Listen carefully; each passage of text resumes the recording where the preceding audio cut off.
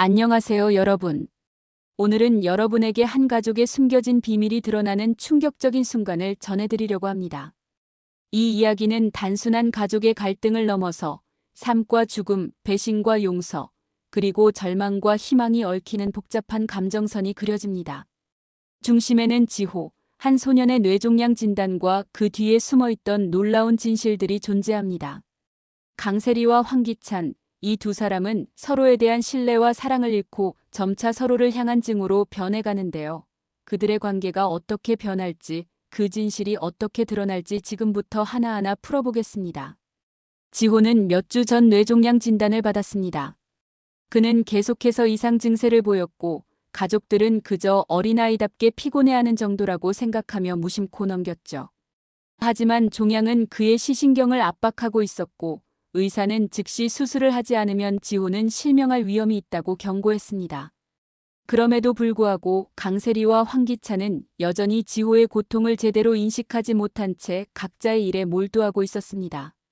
지호의 아픔은 그들에게 우선순위가 되지 않았고, 그들은 계속해서 자신의 삶에만 집중하며 어린아들의 고통을 외면한 채 살아갔습니다. 강세리는 집에서 쫓겨난 후 수많은 갈등과 싸움 속에서 결국 지호의 아버지 황기찬과 떨어지게 되었고, 그리운 아들의 울부짖음을 듣고 나서야 다시 돌아오게 됩니다. 그러나 그녀가 돌아왔을 때 집안은 여전히 평온하지 않았습니다. 강세리는 돌아왔지만 그녀의 마음속에는 복잡한 감정이 얽혀 있었습니다. 그녀는 자신의 생존을 위해 싸워왔고, 그 싸움 속에서 아들을 얼마나 신경 써야 했는지, 그로 인해 아들의 고통을 무시하게 된 것에 대해 깊은 자책감을 느끼지 않았습니다. 그러나 지호는 그녀를 그리워하며 울부짖었고, 그 소리에 강세리는 결국 돌아오게 되었죠. 하지만 강세리가 돌아왔을 때 그녀의 관심은 여전히 지호에게 집중되지 않았습니다. 강세리는 계속해서 자신의 과거를 놓치지 못하며 생존을 위한 전쟁 속에서 아들의 고통은 외면한 채 살아갔습니다. 그녀는 아들의 고통을 이해하려 하기보다는 자신이 어떻게든 생존할 수 있는 방법을 찾는 데 집중하고 있었던 것이죠. 그로 인해 지호는 점차 부모의 사랑을 받지 못하고 외로움 속에서 아픔을 감내해야 했습니다. 황기찬 또한 마찬가지였습니다. 그는 자신의 야망에 사로잡혀 있었고, 사업에 대한 갈망과 분노는 그를 점점 더 차갑고 냉정한 사람으로 만들어갔습니다. 그는 자신의 가족보다는 자신의 목표에 더 집중하며 지호의 고통에 대해서는 무심했습니다. 그에게 지호는 단지 자신의 자식이라는 존재에 불과했죠. 황기찬은 자기의 목표를 이루기 위해서는 모든 것을 희생할 준비가 되어 있었고, 그 속에서 가족의 소중함은 그저 지나쳐버린 것이었습니다. 그렇게 시간이 흘렀고, 지호는 여전히 어린 나이에도 불구하고 자신의 아픔을 가족에게 제대로 알리지 못한 채 고통 속에서 살아갔습니다. 그러나 그에게 운명의 날이 다가왔습니다. 유치원에서 지호가 갑자기 쓰러졌다는 소식이 강세리에게 전해졌고, 그녀는 급히 병원으로 달려갔습니다. 황기찬도 그녀를 따라갔죠. 병원에서 의사는 지호의 뇌종양을 발견했고, 즉시 수술을 하지 않으면 실명할 수 있다는 심각한 경고를 했습니다. 이 말을 들은 강세리와 황기찬은 깊은 충격을 받았습니다. 하지만 그 순간 그들은 자신의 관계와 감정을 다시 돌아볼 시간이 없었습니다. 오직 지호의 생명이 달려 있었기 때문이죠. 수술 중 황기찬은 의사로부터 지호의 혈액형이 자신과 맞지 않는다는 사실을 듣게 됩니다.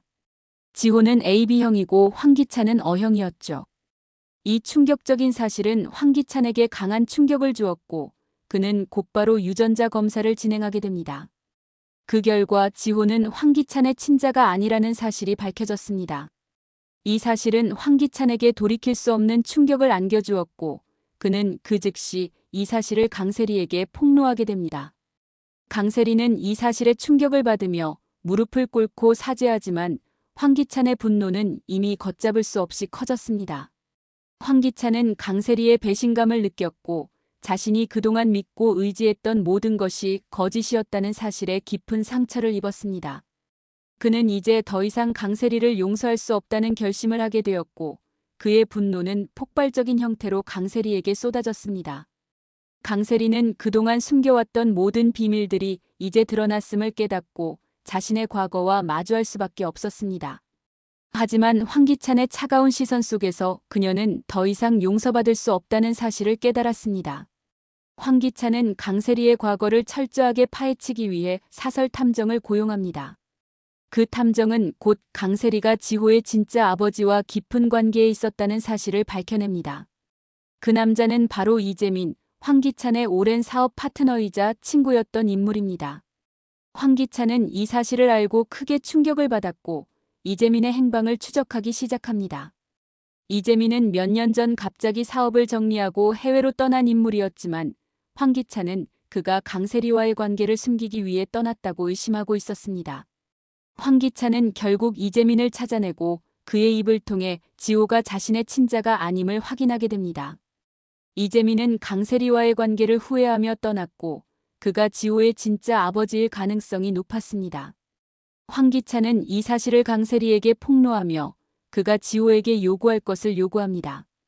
그는 강세리를 감정적으로 몰아붙이며 이재민에게도 지호의 병원비를 부담하라고 요구합니다. 황기찬의 복수는 이제 단순히 지호의 아버지 문제에 그치지 않고 강세리의 인생을 송두리째 흔들어 놓는 복잡한 상황으로 이어지게 되었죠. 한편 강세리는 지호의 병실에서 지호의 손을 잡고 속삭입니다. 그러나 그 속삭임은 단순한 모성애에서 비롯된 것이 아니었습니다.